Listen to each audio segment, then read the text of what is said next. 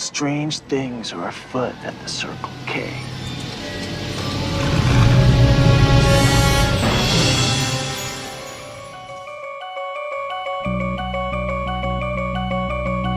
Are you a god? I'd buy that for $1. What are you? 정화이든? 비정화이든? I'm Batman. When someone asks you if you're a god, you say yes. Welcome to my latest experiment. This is the big one, the one I've been waiting for all my life. We have such sights to show you.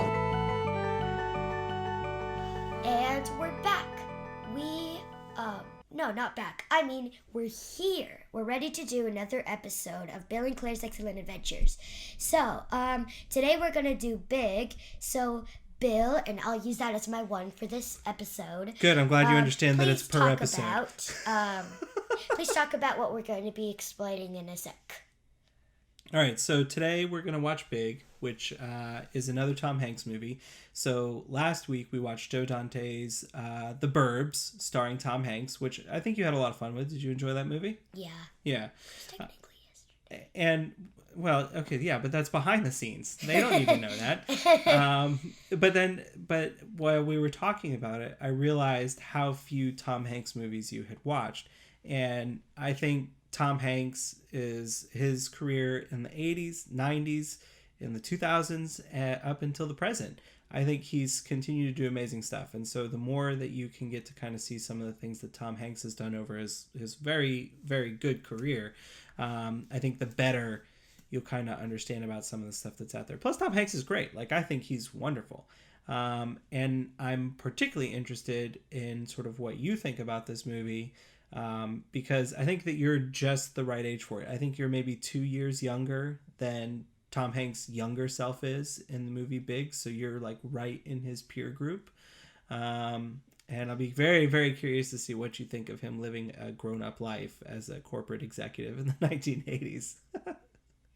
So, I'll explain what the sum is. So, after wishing to be made big at, like, one of those, like, wish machines, Yes. I think, a teenage boy wakes the next morning to find himself mysteriously in the body of an adult. Where, in the trailer, I remember, his mom freaks out, and he's like, "Mom, it's just me, I don't know how this happened," and she's like, "Okay, get away from me. What did you do with my son?" Well, I can tell you, as a parent, if I came into the house and there was a strange woman in the house that I did not know, and the strange woman was like, "No, Dad, it's me, Claire," I'd be like, "Whoa, no, you need to go right now. This is not good. Nothing good is happening." But you would recognize my voice, though, wouldn't you? I don't know, because voices change as you get older, so I might not recognize. Well, you could ask me a question. You could ask me a question that only I know. That's true, but I will. I mean, we can talk more about this once you kind of see what the mom's reaction to it is. But like, I also do think though that part of that is that it's really hard for parents to see their kids as grown-ups, like to imagine them as grown-ups in the future. Because from our perspective, we spend a lot of time taking care of you and looking out for you and making sure that you have all the things that you need. But from your perspective, it's just we're just the thumb of authority pushing down on you, telling you what to do, and you can't wait to get away from it. Or is that not your interpretation of what parents are? Anyways, she said. The director is Penny Marshall.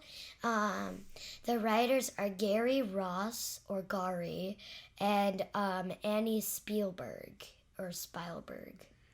It's Gary Ross and Ann Spielberg. Ian Spielberg. And the stars are Tom Hanks, Elizabeth Perkins, and Robert Loggia. And the Metascore is 73. The reviews we don't need to read Metascores. That's fine. And the popularity is 1,686. Have you seen A League of Their Own? Has your mom shown you that? No. Really? Okay. then that's because A, it's another Tom Hanks movie, but B, it's another movie directed by Penny Marshall, and it takes place during World War II when all the men have gone off to fight in the war. The baseball leagues shut down because there's no men left to play. They've all been drafted. And so what happened is a women's league is instituted during World War II. And they get asked to step up to be the major baseball players while the men are off fighting the war. And I think it's a really great movie about women doing some amazing sports playing in the 1940s. But it's written and directed by Penny Marshall, I think written by, and definitely directed by her. And it also stars Tom Hanks. Oh, geez, yeah. So we're definitely going to watch A League of Their Own at some point. Okay. But anyway, so you've seen the trailer. You kind of talked a little bit about what the movie's about. Like, what do you think about the movie? Are you excited to watch it? Does it seem weird? I don't think it's weird. Mm-hmm. What do you think? I could not be more interested in what you ultimately make of this movie after you watch it. Like, I kind of, in the closeout of our last episode, I did say, like, I wish that I could go back in time and record an interview with younger me, having watched Big and what I thought about it the first time around, and then, like, right now, record an interview with me about what I think about watching Big the second, like, now, later in life, and see how different my opinions are, because it is amazing how far you go and how much your worldview changes as you get to be 30 years older than you are right now. Well, I'm not 30 years older than you are right now, but close. Yeah, because I'm 9. You're not 39. No, I'm not. I'm 36. So. Almost 37. But here, click back over to the IMDb. I forget what year it came out. Because I would have seen it when it came out. It came out in 1988. 1988? So I was 6 when this movie came out, which means I bet you I was 7 or 8 when I saw it for the first time. So I am almost 30 years older than the first time I saw it. But anyway, so yeah, that's what I'm really excited about. But then I guess what we really need to do is go watch the movie and then have that conversation. What do you say? Sure. Sure? Oh yeah, I'm sorry. I didn't realize this was terribly boring. No, I like it. I'm just normally. It's just I'm a little tired because I took a test today. Oh, how'd the test go? Pretty good. I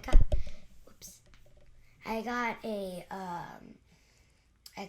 a 92. 92? I got one question wrong because it was for comparing, and I did the comparing wrong. I thought it was greatest to least, but it was greatest to latest. Greatest, least to greatest.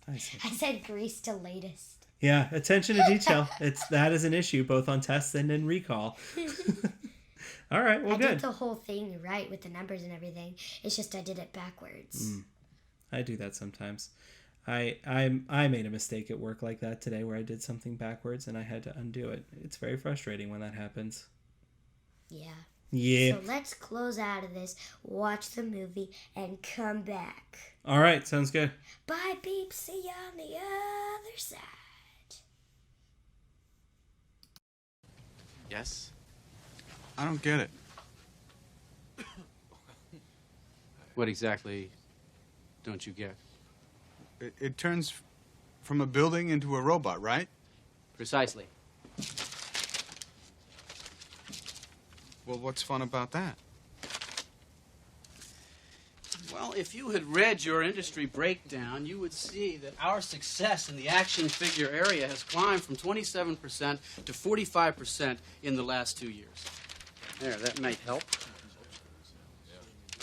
Oh. Yes. I still don't get it. What? What don't you get, Josh? Well, there's a million robots that turn into something.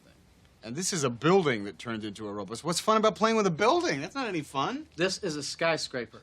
Well, couldn't it be like a robot that turns into something like a bug or something? A bug? Yeah. Like a big prehistoric insect with maybe like giant claws that could pick up a car and crush it like that. A prehistoric transformer? Interesting. Gentlemen, So the robot turns into a bug. Gentlemen, You should listen, listen if to you him. would just... He's got a very good idea here. The robot turns into a bug. This is a great idea. Someone said water bug? maybe? Different sizes and things. And, Susan, and we could do scorpion. ladybugs. You could have them wreck buildings. Transformers for girls. A building isn't hurt. A bug moves. It's got all kinds of possibilities. This doesn't just happen. This guy this doesn't happen. You just don't. He doesn't just come to a meeting and say bugs.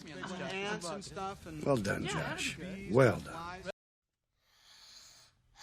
And we're back. We just finished watching Big. So, I think I already used my one bill for this episode. Mm-hmm. So, You're learning. You're a quick study. I mean, over the period of weeks now.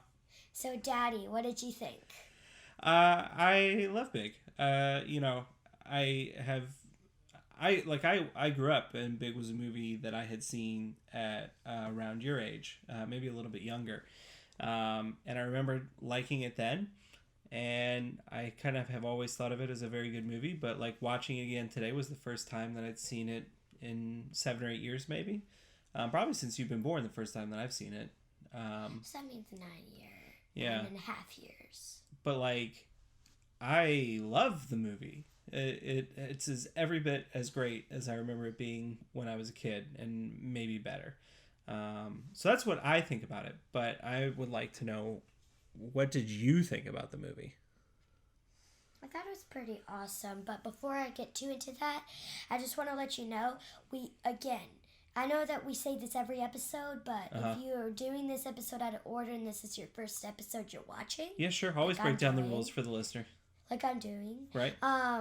I want you to know that we're going to give maybe a lot, maybe a little, but we're going to give spoilers away in every episode because we need to be able to say things from the movie, so a spoiler, so that we can talk about this. So I'll repeat it. We are going to give spoilers. Yeah. And honestly, if you haven't seen this movie yet, definitely make time to go and see it. 'Cause it's awesome. Yeah. Okay, so good. Now we're talking about what you think about the movie. So it's awesome. You liked it a lot? What was the what's the best part of the movie? I'd say the best part would be when he's dancing on the piano. Yeah. I know the song. I just can't remember the name. Uh-huh. I forget the name of the song. I know the song. I played a lot of it. It's a lot on the radio. Mix 107.3. It's played a lot. For some reason, when I heard that, I thought of Daniel Tiger's Neighborhood.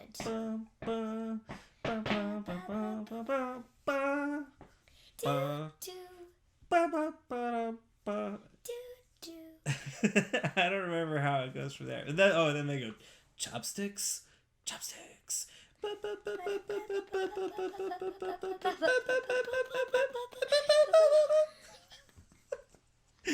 So the piano, wow, jeez, goodness gracious, that was half a minute.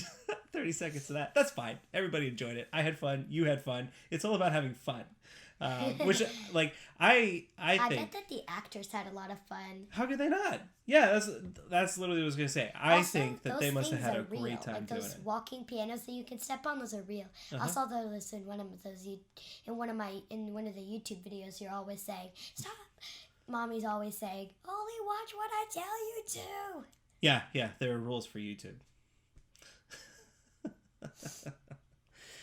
So what else did you like about the movie? I liked the Zoltar machine when it wasn't plugged in.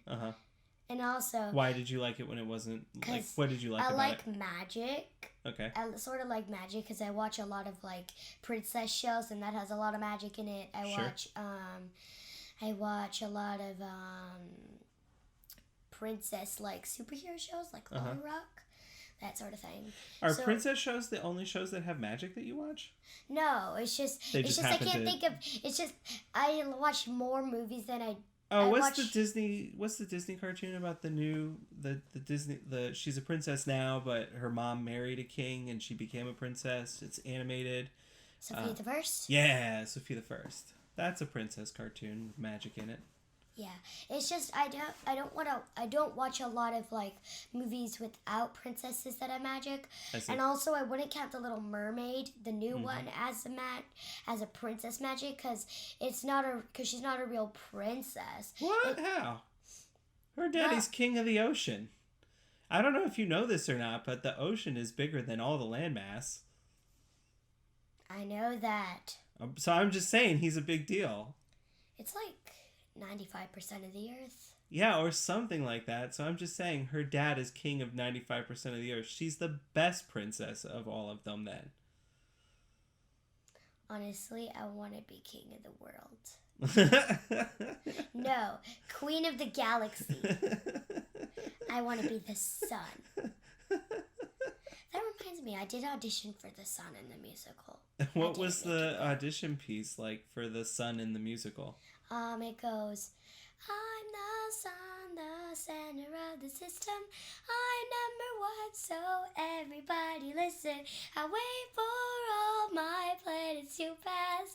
I'm just a big ball of fire and gas. Fire and gas. I like that. I'm just a big ball of fiery gas. And that was the actual piece that they had to do? Yeah. Man, and you didn't get the part? That was good. No, it's because I also auditioned for a planet, and I was better at reading the planet part than the sun. Oh, I see. So, oh yeah, okay, that's right.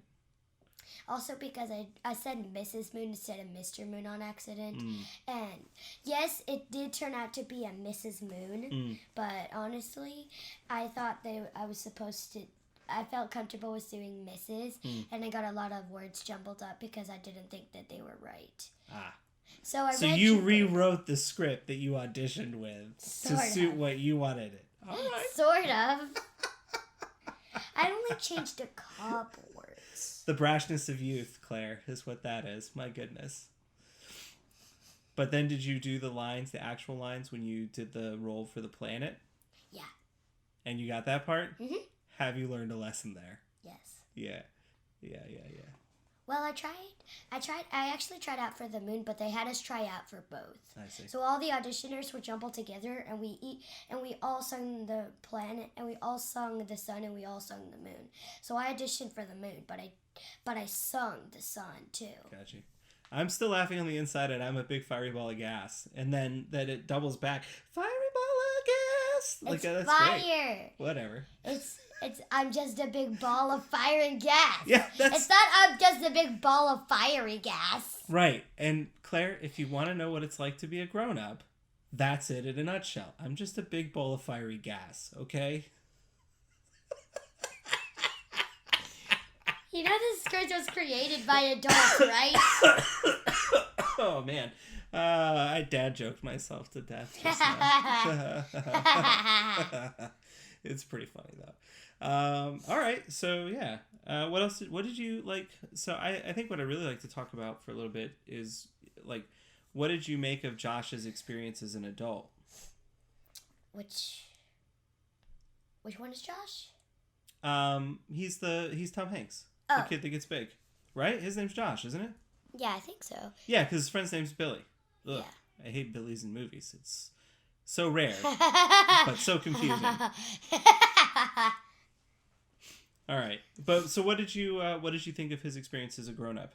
I thought it was kind of cool, but what I thought was really sad is that he shouldn't have made like a girlfriend when he was an adult, and then he had to, and then like honestly, if I became an adult and I met someone I really liked, honestly, I would just be like,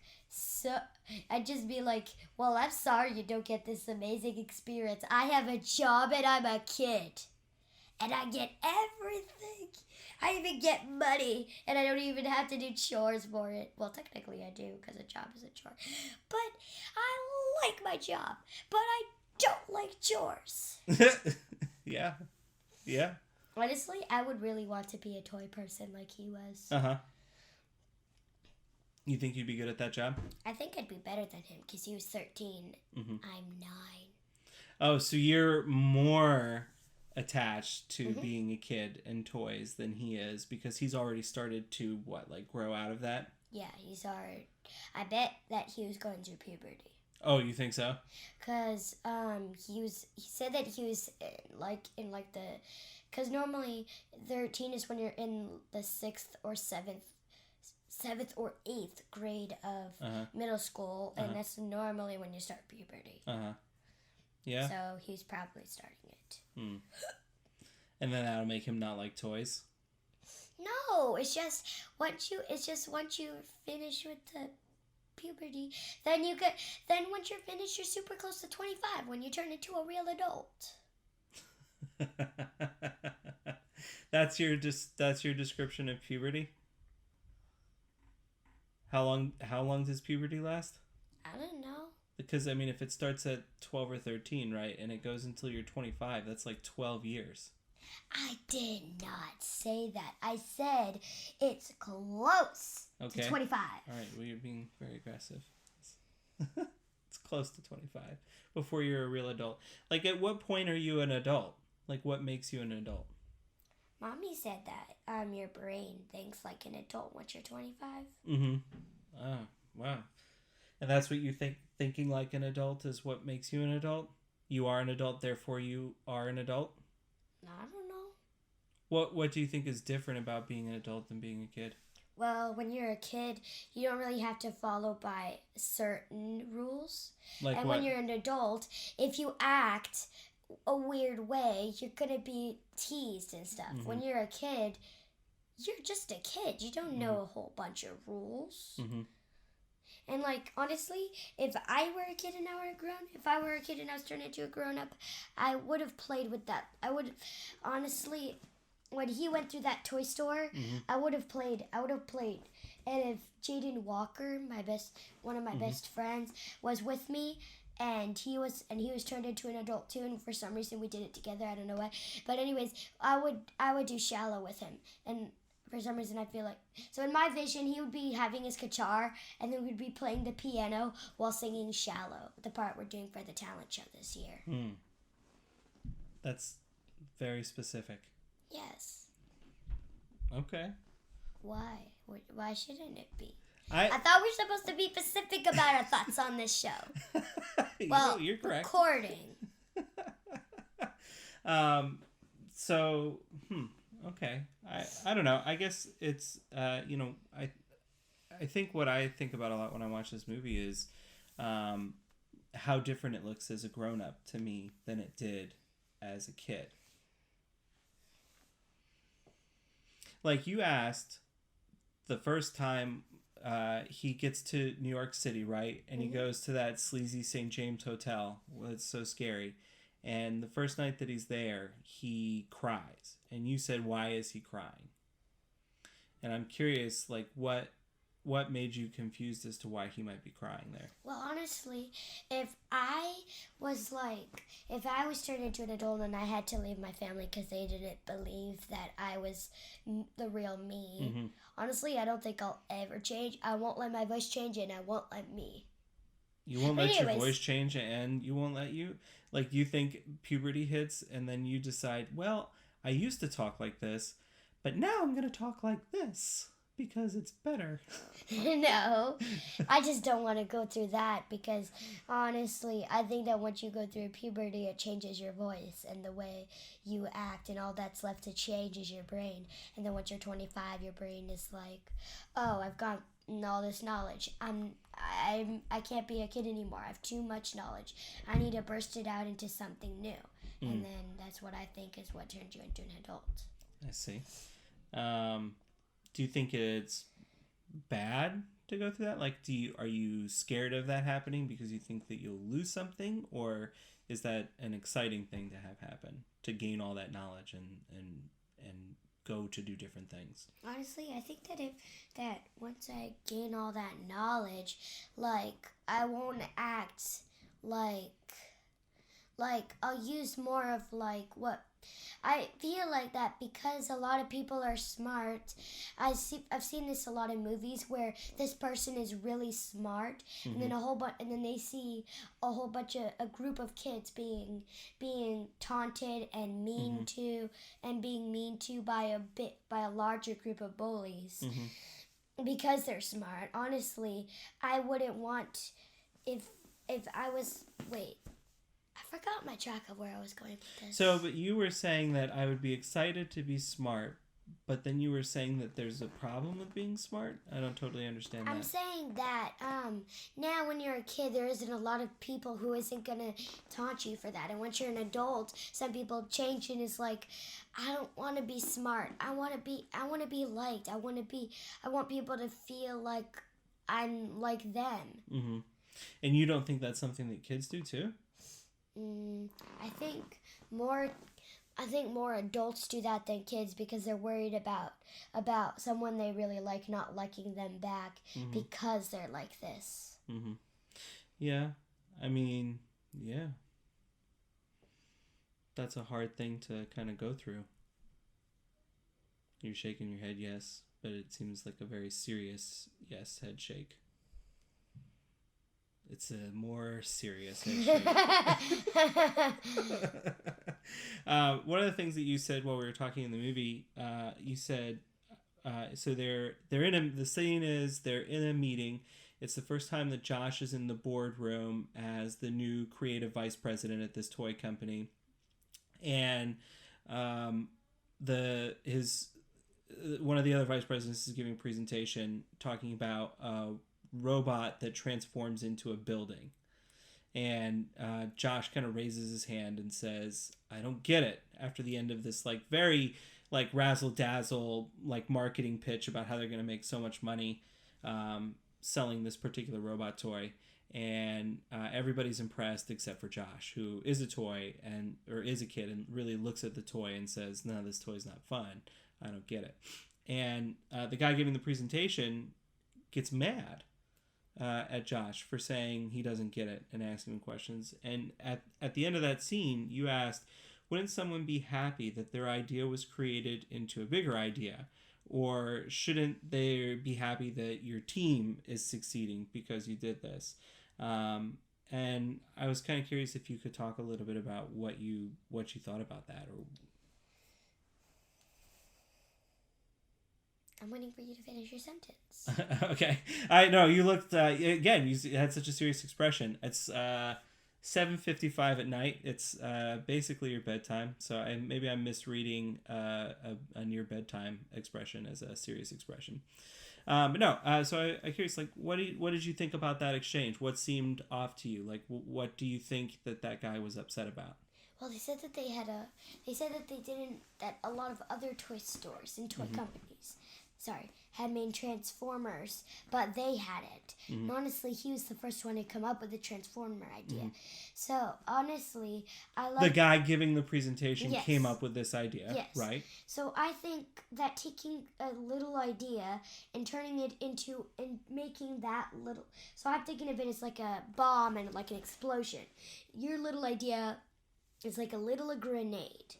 And then it explodes into something huge and goes worldwide in such a tiny little box. Right. And I'm taking that as in, why isn't he thankful that a whole bunch of people added on to his idea, which made it the best it can be and turned it into like a worldwide, and would turn it into a worldwide toy. That makes a lot of sense. What do you think makes you successful at a job like that? I think having an open mind and not caring about what other people think, caring about what you think and what you don't understand. So like it goes back to like the people who are not using their smart as much because they're worried about other people thinking of them.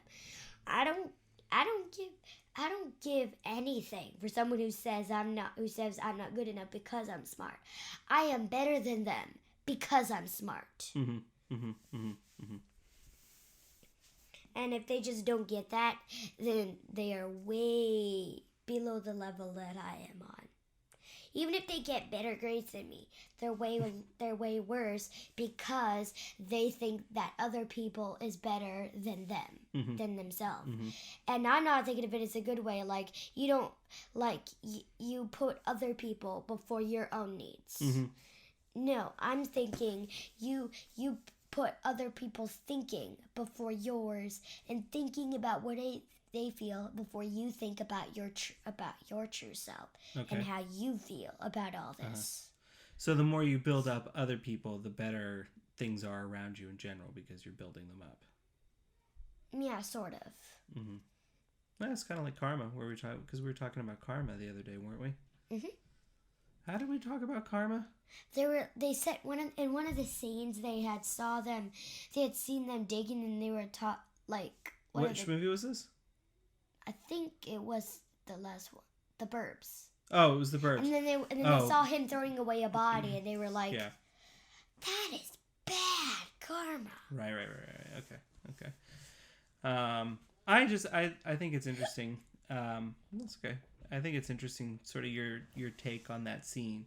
The single best thing that I've learned, I think, working in like all the years that I've been working in a professional environment, is the best thing that you can be able to do is be comfortable with what you don't know. And I think that's really what Josh nails in that boardroom, right? Like he just is like, I just don't understand. I need you to explain it to me. The problem is that there are people who kind of do that, and they try. It's a cruddy way for them to tell somebody that they're stupid. It's like passive aggressive way to be derisive of somebody, and I think that's why the dude giving the presentation reads it like that, is because Josh is just being very earnest. Like, I really don't get it, and I would like to understand it. And that guy automatically interprets it as somebody kind of being snooty to them about their idea. I didn't think of it that way. Well, maybe you can think about it that way and see what you think about it. But that's all that's about. What did you think the experience was like for his mom? Did you think about that while you were watching the movie at all? No. Right? They didn't show a lot about his mom. Right. Like, it's a bit crazy, right? That like this, like, it's a fantasy movie, right? Like, because there's magic involved, and it's a magical inciting incident. He becomes black magic. He becomes a child, right? And you mean he becomes an adult? Right, yeah, he becomes an adult, right, overnight. And like, okay, so magic exists in this world, and that's very interesting. But like, they don't come up with, like a lot of other movies, right, for kids, they would be like, oh yeah, we'll tell him you went to a surprise summer camp for your school. It's a school study camp. Nobody told anybody about it, but you signed the permission. I'm going for a while. I'll be doing this thing, right? They would come up with some sort of zany idea to explain why he's gone. These 13-year-old boys come up with a 13-year-old boy idea to explain why he's gone. And basically, Josh just lets his mom think he's been kidnapped the entire time. Like, what is going on in Josh's house the entire time that he's gone? For some reason, I feel like they sort of put it aside because they were so busy worrying about Rachel. Mm-hmm. She's 2. What do you mean? Like, you saw a lot that she was, like, you saw her crying, mm-hmm. and I think that I think that they were so busy with her that they sort of put the thought at the edge, at the mm-hmm. very back of their brain, mm-hmm. to come back to. So like, I think that every like little squiggle in your brain is mm-hmm. a different nook, and I think the very last squiggle on the back of your head is a put to the side memories or thoughts. Mm-hmm. So, like, you put these aside and then come back to them later. Mm-hmm. And then, like, they have one socket that only has one at a time, their mm-hmm. main priority. Mm-hmm. And probably that thing was, their main priority was to make sure Rachel wasn't crying, because mm-hmm. they couldn't do all this other stuff. Oh, Rachel's the sister. Yeah. Yeah, can you bring Rachel down? Okay. I thought that his girlfriend, Josh's girlfriend, was named Rachel, and I was trying to figure out what you meant. No, yeah. So you're saying the parents are totally consumed raising a baby that they don't even notice that Josh is missing. They're too concerned with the new baby? No, I'm saying they understand that he's missing, but they can't find him and call the police and everything mm-hmm. if they have a baby that's upset. Because, like, they can't call on the phone or anything mm-hmm. if their baby is screaming in the background. Mm-hmm. Do you think if you had disappeared when like Quinn was a baby, that your mom or I would not have been like burning down the neighborhood to find you because we were dealing with a baby? Technically, you never really saw the father, and I think he was busy doing other things instead of doing that. So it was like she was technically just a single parent. Oh man. And she was barely ever there to raise the child.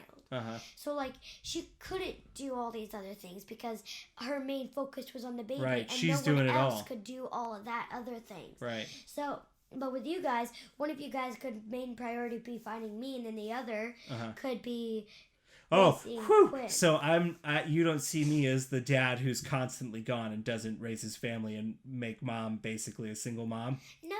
Okay, good. I wasn't sure where that was going. Whew, okay, that's good to know. Because you two work together, right? Team effort. You can get more done, right? But because he was just like, you do all the work. I'm gonna go watch this movie for fun with my friends, while you go clean the house. Shoo shoo. That sounds a little bit like me. I feel okay. All right, maybe just taking it too personal. Probably. Yeah, that's fair.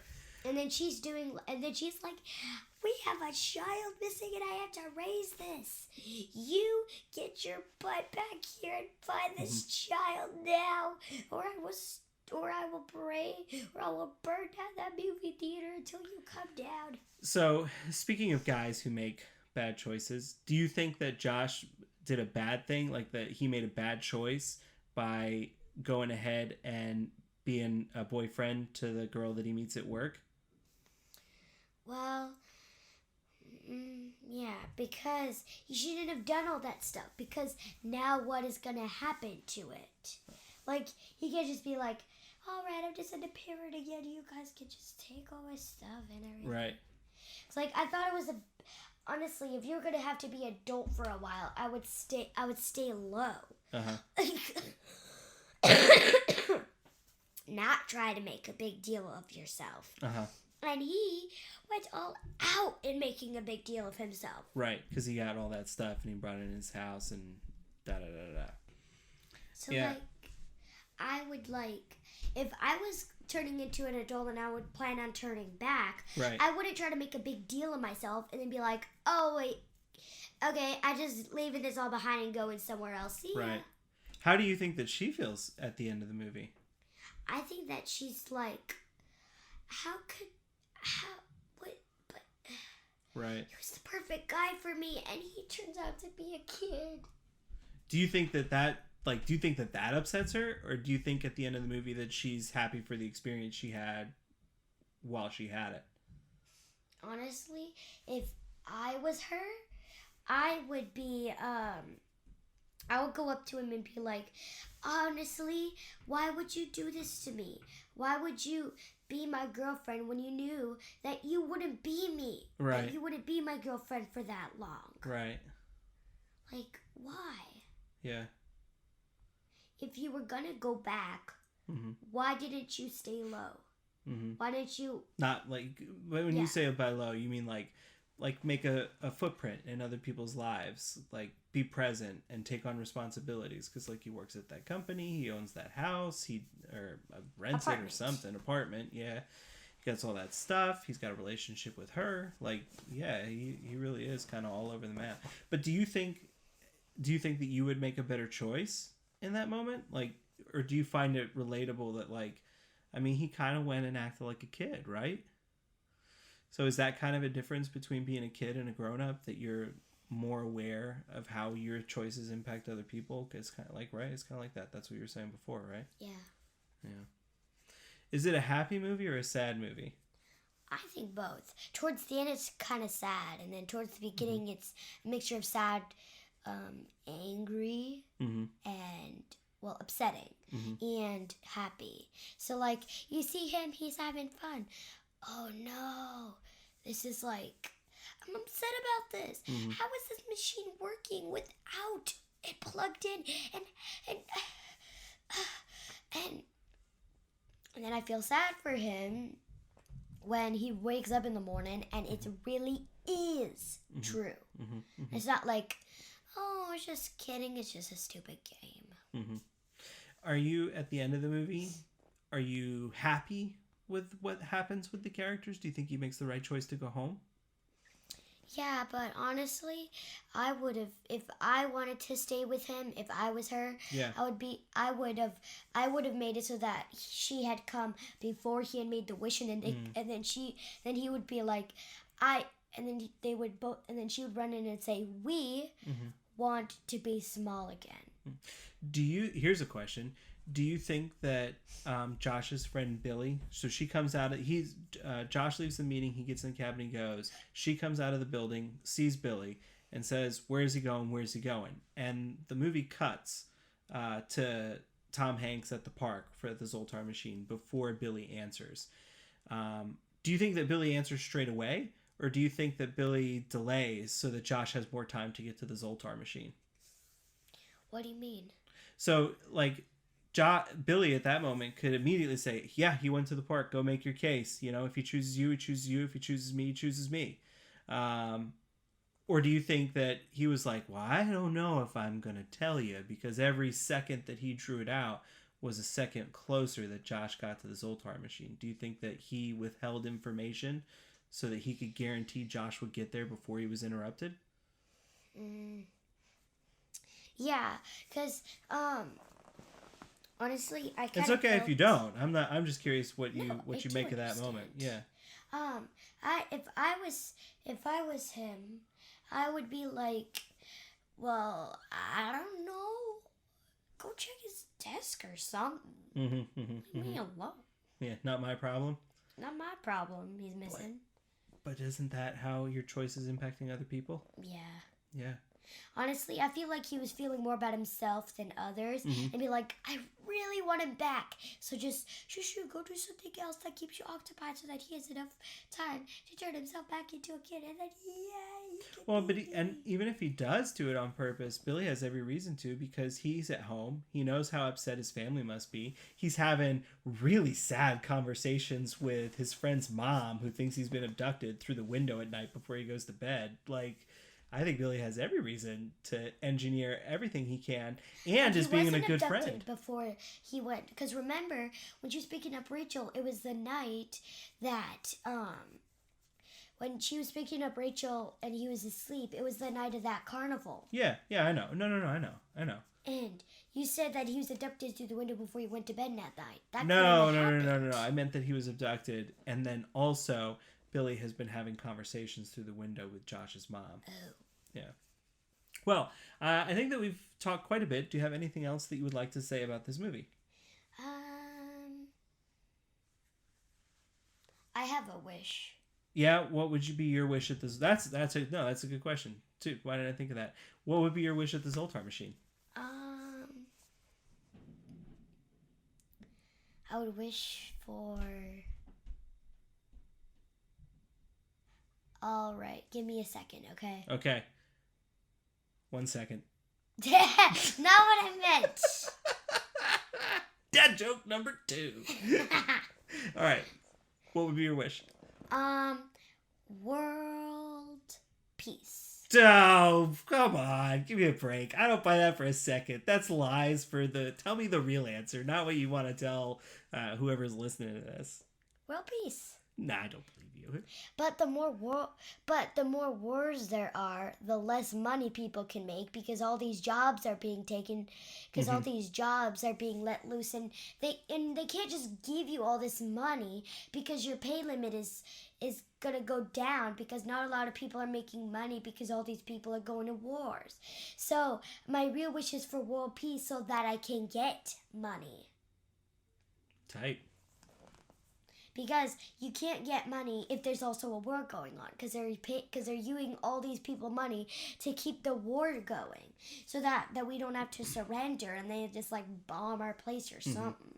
Yeah, well, I mean, I suppose that's true, but if you sell bullets, then war is pretty profitable, no? Nerf. Okay. All right. Well, I think on that note... Wait, you didn't wish. Oh, what would be my wish of the Zoltar machine? Please, try and get your coin in Zoltar's mouth. I think my wish at Zoltar's machine would be please. I wish to have the power to go to sleep right when I want to be asleep. That would be my wish. Your wish is granted. Claire just pulled an imaginary receipt out of her belly button and gave it to me. I didn't. I did this. I did this. Okay. It was here. No. I'm pretending I'm the Zoltar machine. Yes, I know. I saw that here. happening. Your wish is granted. All right. Well, I guess why don't you close out this segment and throw it to me on the other side. Okay. See ya, peeps. I'll see you at the next episode. Peace. And we will be right back. And then I will be here next. Bye. Well, bye then. But you're coming back. No, you don't understand. I mean, I'm 13 years old. Oh, and who isn't? You think that there isn't a frightened kid inside of me, too? No, I mean, I really am 13. I went to bed. See, I went to bed one night, and I was a kid, and when I woke up the next morning, I was a grown-up. Oh, right. And just yesterday, I was a schoolgirl with pigtails. Why are you doing this, Josh? There was this carnival in New Jersey. Please. I made a wish on a machine. It was called the Zoltar machine. Oh, stop it. And that's big. that's big with Claire. Oh my gosh, that was great. So I think the thing that I was most excited about going into this conversation was really just kind of talking with her about, sort of her perception of what it's like to be an adult, and what she kind of made of, the inciting incidents and, all the main character choices and the things that motivated them. Because I think one of the things that it's very easy to see on a rewatch of Big is that, there's a little bit of Hal Ashby's being there, sort of in that moment. Everybody listens to Chauncey Gardner and hears the most complicated things that they can think of in what he has to say because he speaks in such a simple way. And I think that is something that sort of is mirrored in Big, is that it's very easy to put your ideas of motivation onto somebody else and what they're saying when they kind of talk like that. And so it's I think such an interesting thing to see sort of what she makes of that, and where does she think the choices went wrong and all that stuff. I loved every single bit of that conversation. And I don't have a whole lot to add to it. Because I think Claire covered. I think she got it pretty solid. I was really impressed. I was being genuine though, watching it as this is, I think, the first time that I watched it as a dad. And I kind of found it interesting what Claire was saying about how you start off very simple and interested in the things that you're interested in, and you are who you are. And that's great. And as you get older, it becomes harder to be sort of who you are and how difficult that is. And I kind of don't, my own personal thinking of when is somebody an adult is sort of when they really embrace transitioning out of that phase where you're overly invested in what other people think of you and how their moves impact you and all of those things. And so in that way, watching this movie, it's easy to see, Josh's rival is he's a child himself. He really hasn't grown up. He is the very real man-child that Josh is trying to confess himself to be to his girlfriend at the end of the movie. But I think, kind of having had kids and moved on to a fully different phase of my life, I think that that's something, I guess, that you sort of evolve through. And I look at the movie a little bit differently for the years that I have on me. And I think that what's really great about Penny Marshall's movie is how it very clearly grows with you and it holds up. I've watched the movie a dozen times and I really haven't seen it, I think, in 9 or 10 years, but it was amazing. I think it's fantastic. It's one of the It really is one of the best movies. And it's so weird. It's so weird to me. Just thinking about what the mom is going through while this is gone because she thinks her kid's been kidnapped. It's crazy. And then what is going to happen to Josh's girlfriend going forward? Like, I guess that there's two really interpretations for the end of the movie, right? Like, it's her passing from one phase of her life into the next, and Josh dealing with a similar challenge in his life, and they happen to connect and meet in the middle, and both are going on their separate journeys to some other destination and different experiences. And that's as good for her as it is good for him to have seen the other side and allowed that other person's experience to impact your life and allow you to grow emotionally. Or she's super fucked up forever because all the reasons. Damn. And even like Claire said, with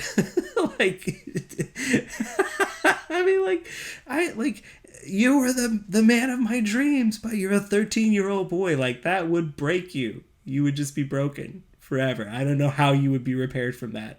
Like, it would totally and completely destroy her. But the insanity of what's going on because of the way that she's constructed the story to tell the story that she wanted. I think the movie's great, and I think it plays really well, and I think it's a happy movie to watch, and it's easy to push all that other stuff off to the side because of what it does so well, which is just capture, like, that movie captures playfulness on screen. And it's so interesting to me that Claire did not mention that idea once. I mean, she kind of was like, he gets playing with toys because he's a kid, but that playful approach to life is, I think, a thing that's easily lost, extremely easily lost, and very difficult to find a way to put back into your life because it's easier to get focused on more pressing matters, and you know, that's the struggle of being an adult. But that scene with Robert Loggia and Tom Hanks playing the piano in F.A.O. Schwartz, I think is fundamentally one of the best scenes in the history of cinema. Their acting is phenomenal. Their performance is so simple, but so perfectly done to seem effortless in its presentation of a very pure version of playfulness and passion. And just the way that they shoot the scene and really just let them hold the camera and do their very simple thing of playing this song. It's amazing. And you know, the way the crowd slowly works in the background and becomes captivated by it, like, it's showmanship, it's performance, it's fun, and it's pure, and it feels so very innocent and easy to respond to and so natural. And I cannot imagine that was an easy thing for them to do. And I think it is absolutely phenomenal. Whether you've seen it 10 times or 100 times or one time, it will touch you. And that's amazing. So I think that's about it for Big. I really like this one. I think that we'll probably move on to A League of Their Own next, which is another Penny Marshall movie, also starring Tom Hanks. And I don't know where else we'll go from here. I've been toying around.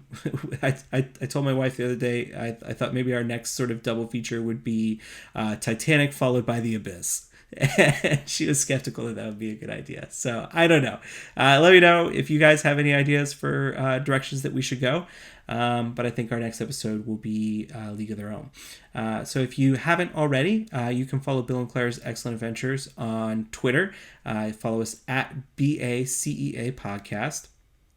You can also follow me on Twitter and Instagram and Letterboxd at WBDAS.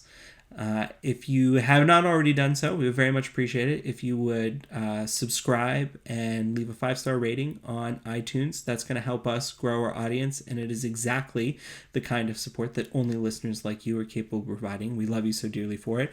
If you do leave a review, I'll be sure to shout you out on the podcast.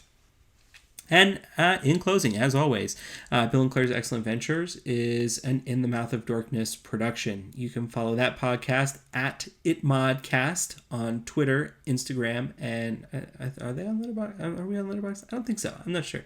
Nope, Twitter and Instagram. Follow them on Facebook at facebook.com/ItModcast.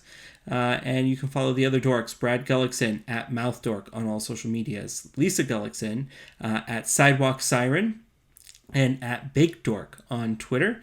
And you can follow Brian Young, the Turtle Dork, at the Turtle Dork on Twitter. And you can follow Darren Smith at the Disco Dork on all social medias. Until next time. This doesn't just happen. This guy just doesn't happen. You just don't. He doesn't come to a meeting and say bugs, bugs, bugs.